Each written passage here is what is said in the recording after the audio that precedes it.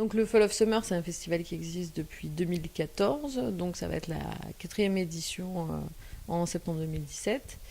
On est spécialisé plutôt dans tout ce qui est métal traditionnel, heavy, doom, etc. Et le métal extrême. Tous les groupes qu'on peut retrouver sur une Vesta Patch en fait, à peu près. C'est-à-dire que c'est ça la ligne artistique du festival.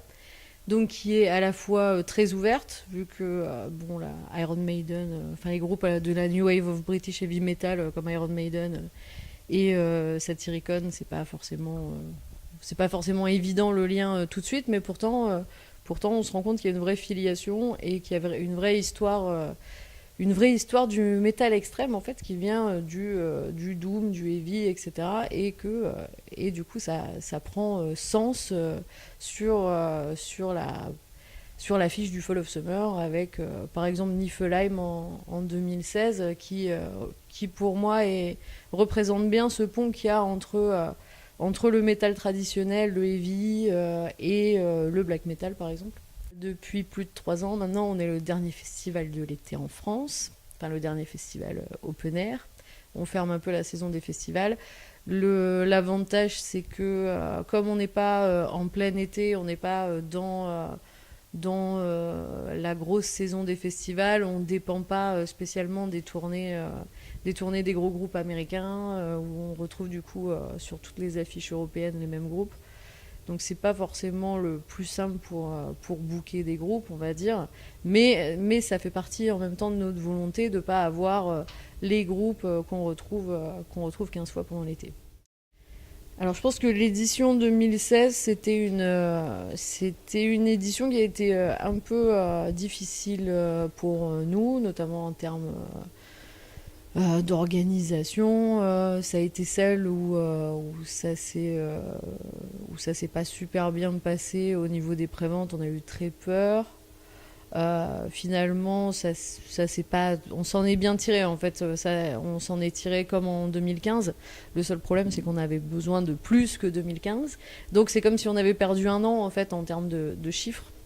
Ce qui est dommage parce que ça veut dire qu'on a encore perdu un peu d'argent. Mais bon, donc là, l'objectif de 2017, c'est vraiment de dépasser 2015 et 2016 et d'arriver à l'équilibre financier tant voulu.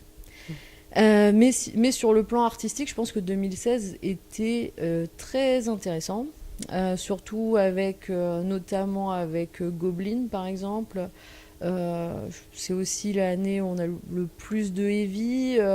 On a développé un peu ce côté aussi plus traditionnel en fait et moins extrême, parce que c'est vrai que nous on a beaucoup de choses à payer en amont, donc une partie des groupes, tout ce qui est, beaucoup de marchandises, beaucoup de choses en fait. Donc c'est vrai que ça nous aide, étant donné qu'on est on a un budget à flux tendu.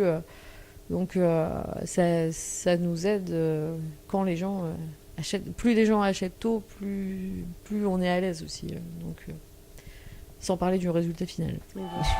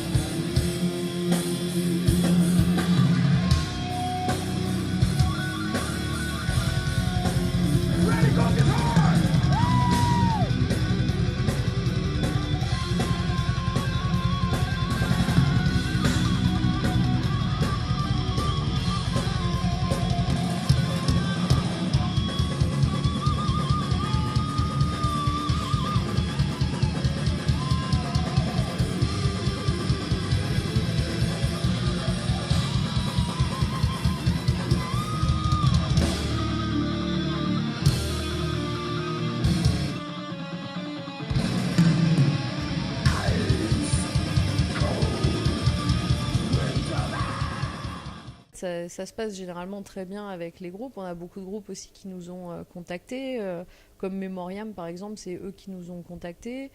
Ou même là, Primordial qu'on fait cette année, c'est eux qui nous ont contactés l'année dernière. Et donc, il y a vraiment quelque chose qui se passe avec les groupes qui est assez sympa avec la plupart d'entre eux. Ça veut dire qu'ils savent où ils vont jouer. Ils vont pas juste jouer parce qu'ils savent qu'ils vont avoir un cachet, de l'argent. Après, enfin, c'est le cas pour certains groupes. Hein. On n'a pas des relations privilégiées avec tous les groupes, mais il y a certains groupes quand même qui savent où ils vont mettre les pieds et qui vont faire des efforts pour nous. Et généralement, nous, on se sent flattés, donc on fait des efforts en échange. C'est là qu'on se rend compte qu'il y a une vraie connexion et une vraie histoire de l'underground, en fait. Parce que c'est plus une histoire de l'underground qu'une histoire du métal en général. Parce qu'en gros, chez nous, il n'y a pas vraiment de place pour Slipknot, pour Korn, etc. Mais il y a une histoire qui s'écrit dans je sais pas, les Vestapatch, les collections de vinyles. C'est vraiment un festival de passionnés, quoi. Et les groupes même le sont. Quand on voit comment les Parisiens ont du mal à franchir le périphérique, si on faisait un truc qui en plus ne valait pas le coup avec juste des groupes un peu communs, on sait très bien qu'ils franchiraient pas le périph parce que parce que c'est loin pour eux. Donc actuellement on n'est pas un festival parigo-parisien. D'ailleurs on a à peine un festivalier sur deux qui vient d'Île-de-France, ce qui n'est pas beaucoup.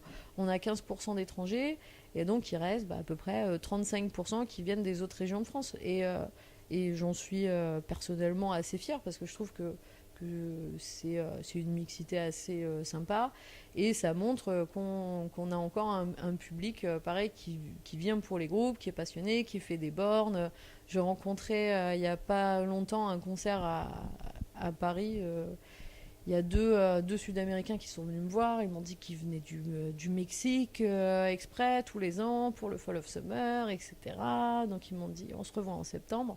Donc voilà, c'est assez sympa de se dire que les gens viennent de loin. Et justement, si ces gens viennent de loin, il ne faut pas les trahir. Ça veut dire que on est honnête. On est peut-être le festival le plus honnête de France dans un sens.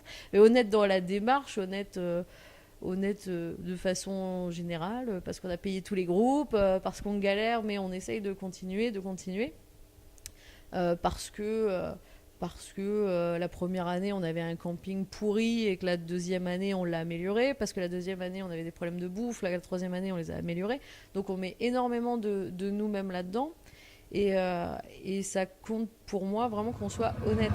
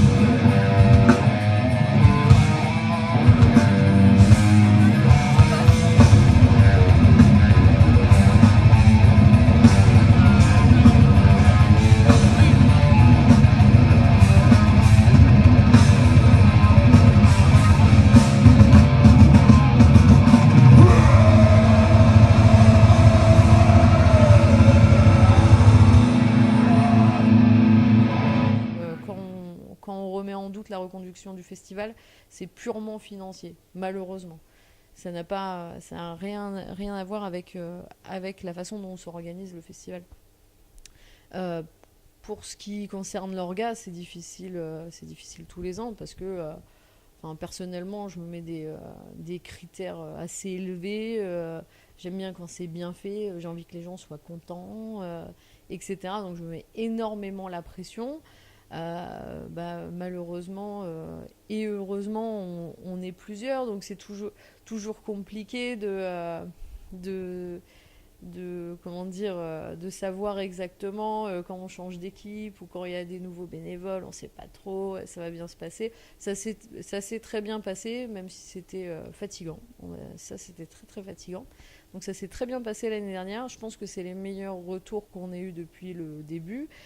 Et justement, ça fait plaisir aussi que ça commence à payer et que les gens enfin disent ah bah au moins au Fall of Summer, quand on fait des remarques, ils essayent d'améliorer les choses.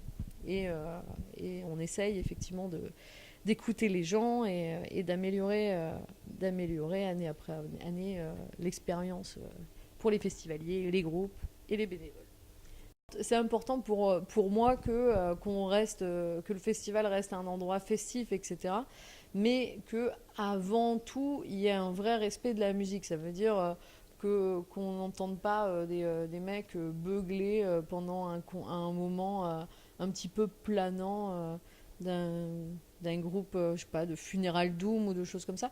Et je trouve que les gens au Fall of Summer se comportent généralement assez bien, bien sûr. C'est un peu dur sur 3000 personnes. Voilà. Mais je trouve que globalement, il y a une atmosphère assez relaxe. Les gens sont bien sur leur petite colline, etc. Je trouve que je trouve que ça se passe relativement bien.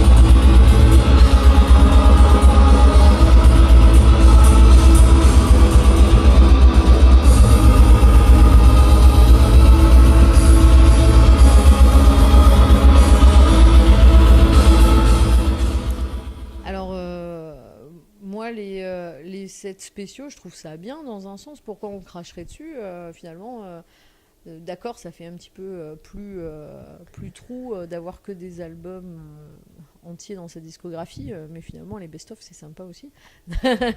Non, mais ça dépend des cas. Mais après, si on n'aime pas comme personnellement, je suis pas très fan de ce que peut faire Satyricon actuellement. Donc moi, j'étais très contente d'avoir les 20 ans de Nemesis Divina. Donc les sets spéciaux, faut pas en abuser, mais ça reste quelque chose de très intéressant. Je me souviens avoir vu, bon, c'était pas au Fall of Summer, mais qu'on voit Exodus qui joue Bonded by Blood ou des trucs comme ça. Enfin, moi, c'est le genre de choses qui me parle. Alors après, c'est pas à chaque fois, etc. Mais c'est assez sympa. Et dans le cas d'un groupe comme Samael, ce qu'ils font actuellement, ça correspond pas vraiment à la ligne directrice du Fall of Summer. Donc, c'était important aussi d'avoir un set plus ancien.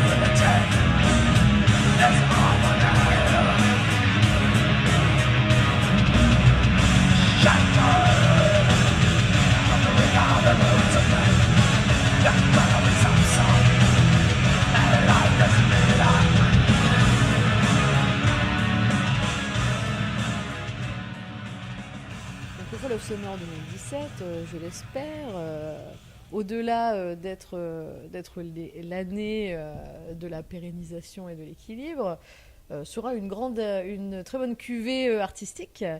Alors je suis très contente de la reformation de Contraven. Parce que bon, je sais que c'est pas très très connu, mais je pense que tous les nostalgiques de Black Sabbath qui viennent de dire leurs adieux, finalement, ils devraient écouter Contraven parce que c'est un petit peu du Black Sabbath, mais oui, effectivement, pas assez connu. Donc Contraven, j'en suis très contente. Saint-Vitus, j'essaye depuis la première année. Orange Goblin, je pense que c'est important de s'ouvrir un petit peu parce que c'est du stoner, mais après ça reste avant tout du métal en fait. Et c'est ça qui compte au final. Blasphémie, c'est pareil, ça fait longtemps qu'on en parle, qu'on parle de faire Blasphémie, donc ça devrait être un très bon concert. Et pareil pour Bulldozer, depuis la première année, j'essaye. Donc finalement, il y a beaucoup de groupes en fait qui arrivent là en 2017, mais qui sont dans les tuyaux depuis 2014. Et donc je pense que ça devrait être une bonne année après.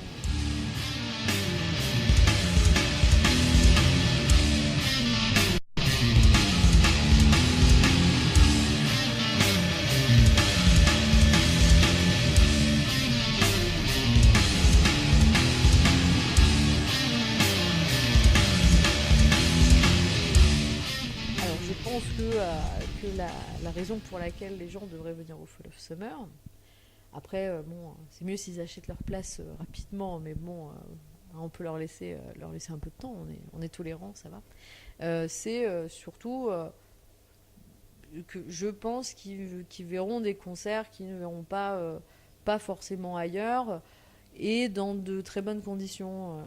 qui pourront voir tous les groupes, que pour les petites personnes comme moi qui font à peu près 1,50 m, il y a des collines qui permettent de ne pas se faire polluer les concerts par des grands néerlandais, par exemple. Et non, mais à part ça, c'est vraiment, pour moi, c'est un moment qui doit être calme et festif à la fois, et de découverte et d'ouverture musicale.